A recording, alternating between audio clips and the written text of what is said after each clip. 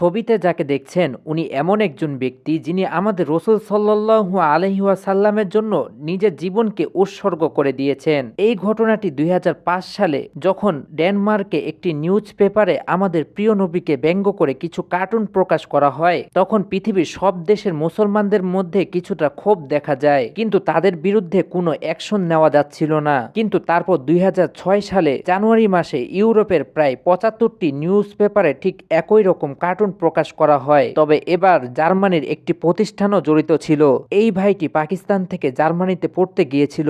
উনার নাম আমির আব্দুর রহমান সেমা। যখন তিনি ওই নিউজ পেপার সম্পর্কে জানতে পারে, তখন নবীজির অপমানের প্রতিশোধ নেওয়ার উদ্দেশ্যে তিনি ২০শে মার্চ ২০০৬ সালে ওই নিউজ পেপার অফিসে প্রবেশ করেন এবং তিনি নিউজ পেপার এডিটর রুগাল কুপেলকে চাকু দিয়ে হত্যা করে। সাথে সাথে তাকে জার্মানি পুলিশ গ্রেফতার করে নেয় এবং ৪০ দিনের রিমান্ডে নেওয়া হয় এবং সেখানে তিনি ইন্তেকাল করেন।